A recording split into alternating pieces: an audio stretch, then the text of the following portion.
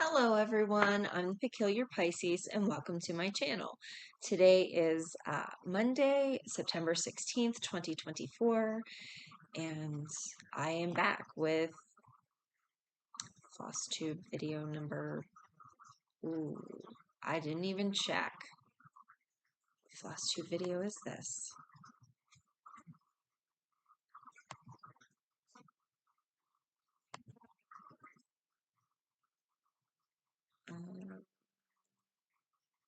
Flosstube video number 22. That was bad of me. I should have checked that before before starting. Flosstube video number 22. It's been a few weeks since I've been back with an update.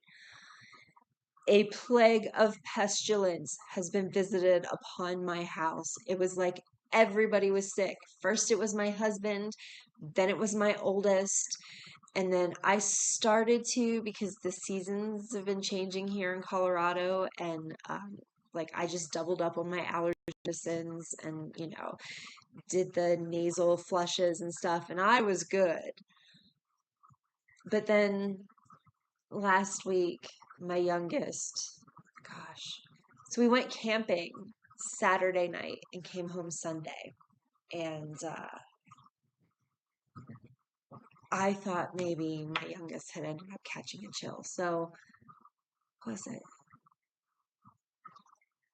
Monday, I get a call from the school at like 9:30. She has a fever. Come get her. Tuesday, I kept her home.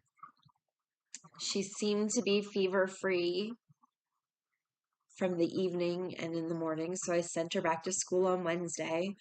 Wednesday by like 12:30, they called, nope, she has a fever. You got to come get her.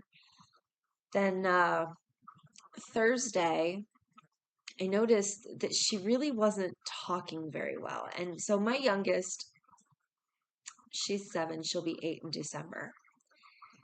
She'll sometimes still do baby talk, especially if she's not feeling well. So my husband and I thought she was just sort of doing baby talk. But like Thursday, I realized she really wasn't talking very well at all. And I'm like, hey, baby, let me see in your mouth. Because it kind of sounded like her tongue was swollen. Well, I notice that her tongue is coated, it's kind of white, and it looks like she has kind of some sores, around the inside of her mouth. So I take her to urgent care. And she has both strep throat and hand, foot, and mouth. So double whammy on that one. However, she got her medicine, the doctor wrote her a note, and she's back in school today. So hopefully, I don't get any calls from either one of the schools saying that they need to be picked up, because I need a break. I need a break from sick people. I really hope that this pestilence is gone. It needs to be gone. So, and then on top of that, my brain decided now would be a really great time to get obsessed and learn a brand new hobby. So, on top of everything, that's what's been happening. I have been single-mindedly focused on this new hobby. So before I get into the new hobby, let me get into the actual reason that you're here, and that's my cross-stitch updates. Again, I'm still only working on 2 of my projects because I haven't seen my doctor yet. September 30th is when I see the doctor, and that's when I can get the all clear that everything is good. So until then, I'm still not doing very much. I am doing a little bit more than I was. I'm not lifting heavy things or doing anything like that, but I will fill a laundry basket up and then kick it around in front of me to get it where it needs to go, because nobody stepped up and helped out with the cleaning around the house. And my husband's like, boy, the house is really getting away from you. And I'm like, I'm on medical restrictions, so the house is really getting away from you. But yeah, so project number 1 and project number 4 are the two that I am still focusing on. And although not much has been done on them, I have gotten a fair bit done. So project number 1 is my favorite designer project. And this time it is Teresa Wentzler. This is from the Best of Fantasy collection, and it is this one right here, and it's called The Castle.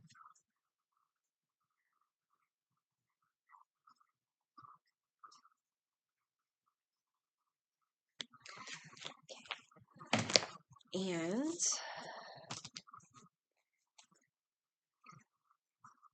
here is where I am overall. I'm in this last quadrant. And here is where I am. So this is 16 count, hand-dyed fabric, 2/1.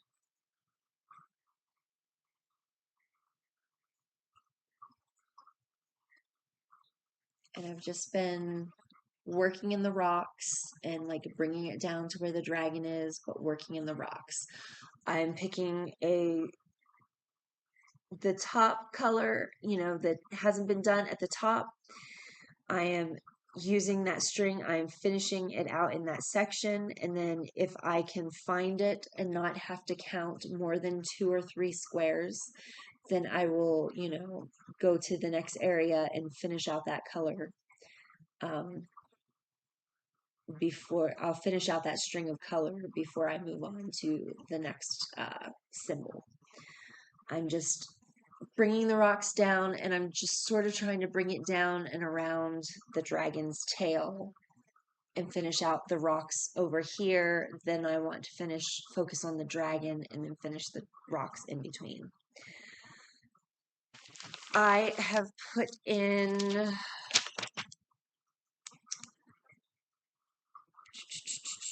a total of 6 hours, 42 minutes, and 52 seconds on it in the past 3 weeks, bringing the total project time up to 146 hours, 24 minutes, and 40 seconds. So that you can see where I'm at on the pattern. That's like, this is the dragon's tail, so I'm just bringing it down.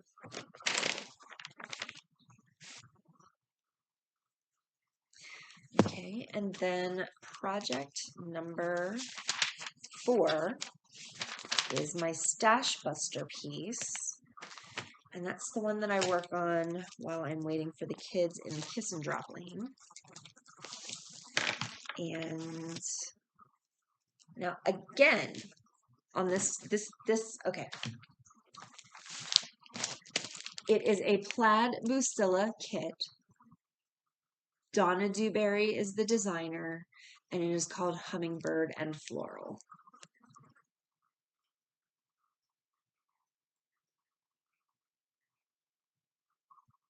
I've had this in my stash since about 2002. I'm using the kit thread. I did not use the kit fabric because I was afraid that there would be damage from rubber bands on the kit fabric. I purchased some Charles Craft from Michaels. It is 14 count. I stuck with the kit size fabric, and then I dyed it, hand dyed it myself. I have again run out of 2 colors in this kit. I think what happened was they forgot to include extra threads for all the blends. Previously, I had run out of the dark green color because it was used in 3 different symbols. It was as itself, it was as a blend, and then it was as a single strand in a half cross stitch. And then I have now run out of 2 of the pinks, the lighter pink and the darker pink, because again, they're used by themselves. They're used as a blend. One of them was used as a different blend. one of them is used as a half cross stitch, I think somewhere. It's just, I think they forgot to calculate in how many blends they had going on. So once again, I had emailed the company asking about the colors, and this time they sent me, they gave me my answer, but then they also sent me a printout sheet that gives me Bucilla to DMC conversion. So that was really, really awesome customer service of Bucilla to go that extra step and give me the entire conversion. But it was this, as you can see, I've already been to the craft store. It was this lighter pink here and this more medium pink here. So here is my update. Let's do it over here. I finished out this flower. This, I think it's a hydrangea. I don't know. This was so much confetti. This drove me absolutely bonkers. I don't know why, because my Fay Risque project number 3 that's not shown today, it has way more confetti. It's a full coverage heaven and earth. Well, I mean, mine's not full coverage because I got the no background one, but it's a huge full coverage piece. And so there's so much confetti in it. But this, I don't know if it was because of what the symbols are. Maybe it was the symbols. The symbols were driving me crazy. And it's on paper, so it's not like Pattern Keeper will highlight all the symbols for me. That would have been so much better than using paper. But this drove me bonkers. It's beautiful, but it drove me absolutely crazy. And I'm actually about to start another one over here. And then there's another one back over here that I didn't finish out on this side. But I've finished this out and I started working on the flower. And almost right here where it starts to cut off, it starts to turn into another of these purple hydrangeas. Hold on just a moment. The dog has decided now is an excellent time to go back outside. Okay. So I've gotten a lot done for only working on it for almost 1 solid week in the 3 that I haven't recorded. So I'm very, very happy. Part of the problem was I ran out of the colors and I had to go to the store, and it kind of took forever. So that piece I worked on a total of 3 hours, 36 minutes, and 6 seconds. That's only after school when I'm waiting on one, and then we go to the other school to pick up the other one. And then occasionally the older one has 2 nights a week, she has an after school activity. So I'm only working on it during those times. So that brought my total, I said 3 hours, 36 minutes, and 6 seconds. That brought my total up to 45 hours, 23 minutes, and 36 seconds. So yeah, I am working on them. I'm rocking and rolling on them. So now that while you're here, I've caught you up and I told you all about my pestilence-ridden house. 2 weeks ago, YouTube decided to show me a bookbinding video. And my brain went, yes, yes, let's do it. Let's do the things. Let's bookbind. My brain said, you have an entire library of paperback books that can be rebound into hardback books. And then the more that I start to watch and the more that my brain starts to think about it, I'm like, I think I can actually do this. I really do. Not starting out with the paperback books, but hand binding, like learning how to hand bind, just doing it, making your own notebooks, etc., etc., etc. My ultimate goal is that I want to redo all the books on the library, and I want them all to, even though they'll be different sizes and shapes, I want them all to have the same general look. They don't have to have the same color leather because my brain says they all must be bound in leather. I'm extra like that. So my brain says they all have to be leather bound. I want them to all have the same general aesthetic. And what I kind of want to do is be able to salvage a little bit of the covers, because to rebind your books, you're going to have to tear off the front and the spines and all that. I want to salvage part of the covers and incorporate that into the front cover design. But my brain took it a step further and was like, you really need to start with the basics and learn how to hand bind and start. So I learned how to hand bind notebooks. I went down in my craft room because I'm like, I'm pretty sure I have all of this stuff. I realized what a disaster my craft was, and I spent a week cleaning my craft room, and I got rid of a lot of stuff. I have stuff on the Facebook Marketplace that I'm trying to sell because I am never, ever going to do that craft again. For example, I used to make my daughter's tutu dresses when they were little. It started with the first one. The younger one kind of like inherited all of the tutu dresses. And, you know, for a few school plays, I've made a couple of tutu dresses. So I used to do that. I have these child form mannequin things for sewing. I don't need those anymore. So they're on the Facebook Marketplace. I used to make candles, wax melts, and soaps. I don't want to do that anymore. So I'm getting rid of all my fragrance oils, and I'm getting rid of all of my molds and, you know, things to make the wax melts and the soaps look cute. You know, so there's a lot of stuff that I just decided I'm not ever going to do again and to get rid of. So it took me a week to clean out my craft room to where it was more manageable. And at the same time, I was still watching all these YouTube videos and, you know, learning about bookbinding to the point that I was dreaming about it in my sleep. I was doing it in my sleep before I even started. So I got everything to a more manageable state. I found all of my stuff. I figured I had 95, 98% of everything that I needed. I have papers. I have special Japanese washi papers that I bought when we lived there 13 years ago. Well, 11 to 13 years ago. You know, I have fabric.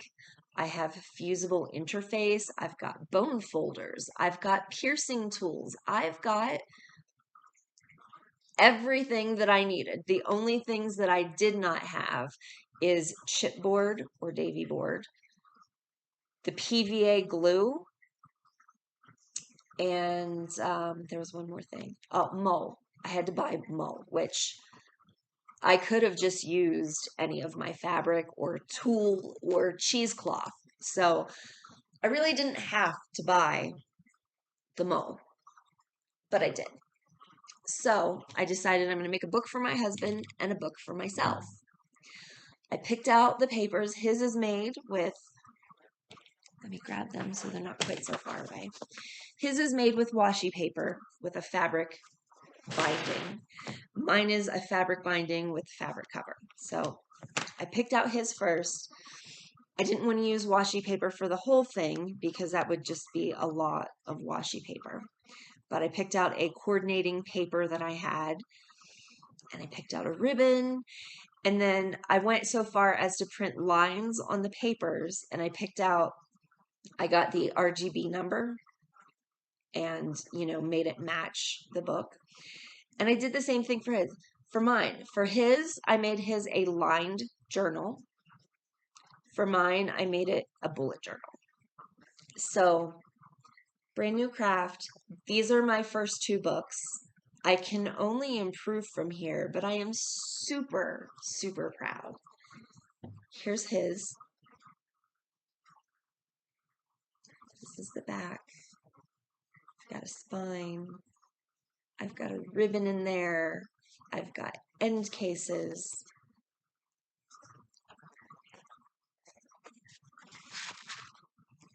And I hand sewed it. Let me see if I can find any of the bindings.